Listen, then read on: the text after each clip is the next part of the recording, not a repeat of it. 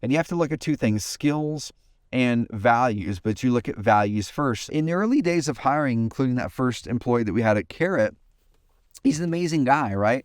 But he had the skill set that I needed to get the job done. But in hindsight, he wasn't a values match. When someone's not a values match, it means they're not operating on the day-to-day the way that you want the business to operate. We actually have the published core values, right? So there's a published set of core values. We created this probably our second year into business, because if we acknowledge what's actually important to us, we can make sure that the employees that we hire, it's important to them too.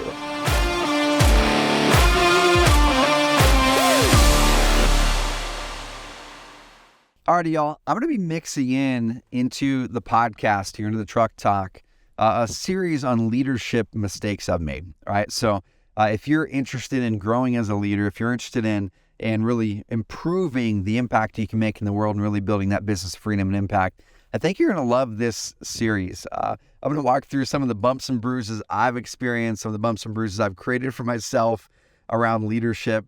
And they're going to be micro episodes. They're going to be sub 10 minutes each. And hopefully you can take these nuggets and really, really grow. So I recorded one recently that was kind of the kickoff of the series. But after that, I didn't record it as a part of a series. And Brady on my podcast team, he's like, dude, this should be a leadership series. I'm like, awesome. So he gave me the idea for this. I want to give Brady full credit.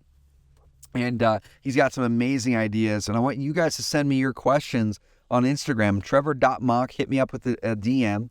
What questions about leadership do you have, or what challenges are you experiencing? I'll go through some of the ones in these lessons. So the first one here is about hiring. So if you've ever hired somebody or looking to hire somebody, it's a hard thing. And I've made so many mistakes as a leader when I've hired, but I'm going to walk you through the biggest lesson and leadership mistake I made on hiring and how you can avoid that. So we made our very first hire. The first employee that I hired, like actual salaried employee, was a gal that was way before Carrot, and she was supposed to be my first assistant. And she was amazing. Like, she's an awesome gal, but I didn't really know how to hire. I put out an ad on Craigslist. I literally had one candidate that had applied. It was her. Her name was Bella. And she showed up, and she was a great gal. Like, so, she's very, very smart. I think the timing in her life and my life at that time just wasn't right for it to be a jive for us. But she showed up, and I didn't evaluate the candidate the right way. Okay, so how do you evaluate a candidate the right way? Well, the first thing is you don't just take a candidate and go, man, they look like they're a good person, and hire them. You have to measure them in two key ways, okay? And I made this mistake with Bella. I made the same mistake with our first actual employee at Carrot. And I made the same mistake multiple other times as well. And you have to look at two things, skills and values, but you look at values first. So in the early days of hiring, including that first employee that we had at Carrot, he's an amazing guy, right? But he had the skill set that I needed to get the job done. But in hindsight, he wasn't a values match. Now, what does that mean that he's not a values match? Well, when someone's not a values match, it means that they're not operating on the day-to-day the way that you want the business to operate. They're not really like rooted in their heart and soul right now. They just show up to life a little bit differently. Now, what does that look like at Carrot? Well, we actually have the published core values, right? So there's a published set of core values. We created this probably our second year into business, and we did this because we were having some challenges with employees and also just making some decisions as a company. We said, well, we've got to write down what's dear to us, like what is actually important to us. Because if we acknowledge what's actually important to us, we can make sure that the employees that we hire, it's important to them too. And so one of the things for me that you sit down and you write and go, well, what would cause me to actually fire a person? Like, that's the first way that I like to look at really pegging your core values. Because when you look at core values from the positive perspective of like, oh my gosh, what do I want? It could be a million things. But when you really look at it at the negative and say, if someone were doing something, what would it take for me to actually like fire them, to make them not be a part of the business anymore? And I'm like, man, it just wears on me big time if people are negative around me. I need people to be decently positive. And I want this business to be a positive beacon for other people in the world. The world needs more positivity, right? So we had set that as a core value for the business to be a beacon of positivity and possibility. So when we're interviewing people, we need to make sure that they're not showing up in a stupor on the interview and they're going to be a drag on people, right? No matter how amazing their skill set is, if they don't have an ounce, a shred of positivity within their being, they won't make it at Carrot. They're going to be great somewhere else though, just not here, right? So look at those core values. And there's a lot of other core values that are very important in there. Take initiative and show that you care. Okay, if you're a person here at Carrot and over again, you're just waiting for people to give you tasks and you're never taking initiative, I can tell you, if you're working directly with me especially, if you don't take initiative and you're coming to me with problems and you're not bringing me solutions, you can't work for me anymore if I can't get you over that on the coaching side of things, right? So I'm going to try to coach you. I'm going to try to coach you. I'm going to try to coach you. But if I can't get you over that, you're just not a fit here anymore, okay? And so those are some things that we interview for. And that was one of my biggest mistakes on the hiring side of it, is not looking at core values as the number one way to determine if someone's a fit for your business. What most people do is they look at skill set. Okay, they need someone to be a bookkeeper. Oh my gosh, this person can keep books. They showed me that they can keep books. I'm going to hire them on the spot.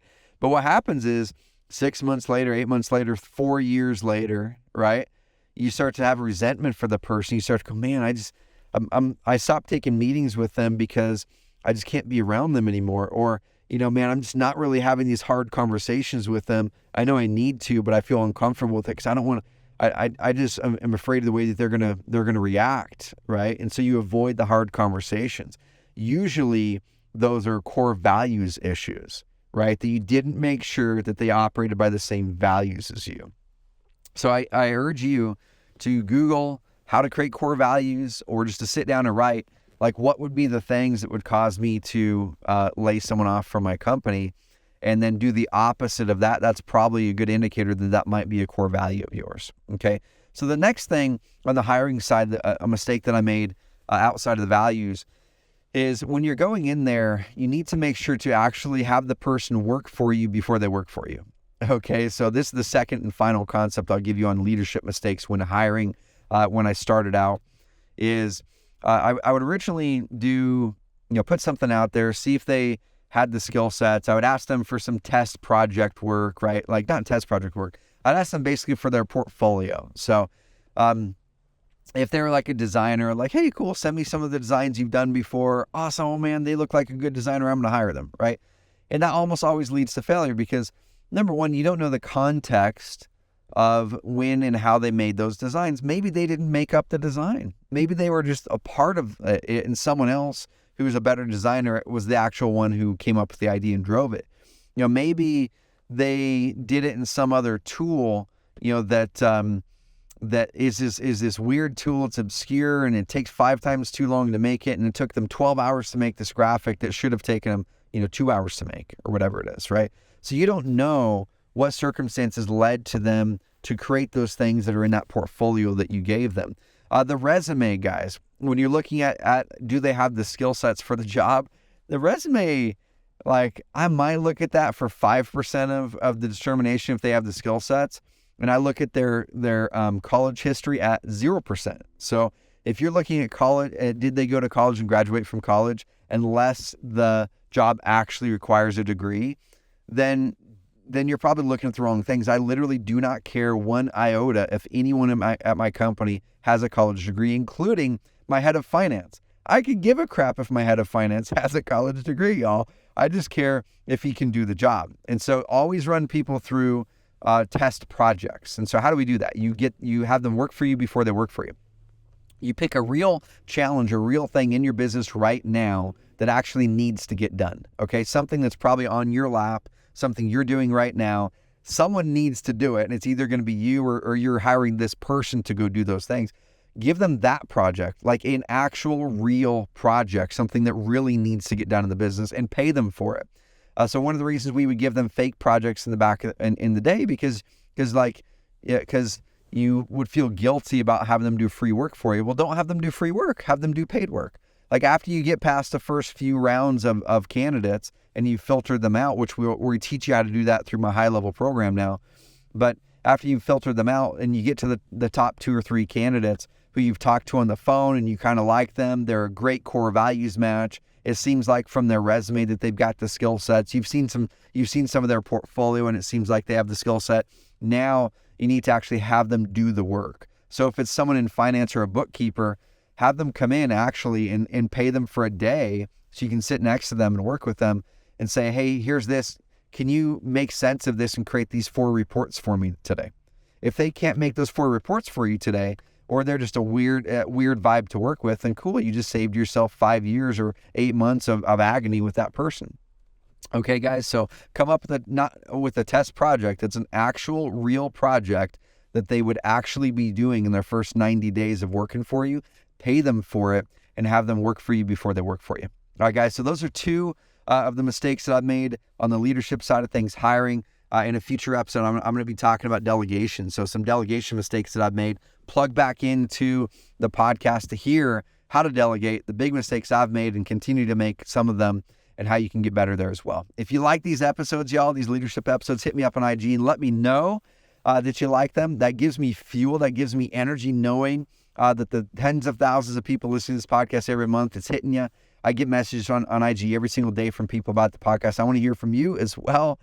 And also, guys, give us a rating and review on Spotify and Apple Podcasts if you're getting something from this. The way this podcast grows is from people like you sharing it up with other people who can get value from it. So if you've got any value at all from this episode or previous episodes, grab this and text it to a friend. Text it to a friend and say, hey, I think you might get some value from this. Or throw it on Instagram or Facebook and say, man, this really helped me. Everyone, I think this can add value for you guys to share it with others so we can help them through these same challenges in their business and life too. All right, guys, have an amazing rest of the week. Let's go grow as leaders together. All right, we'll talk soon.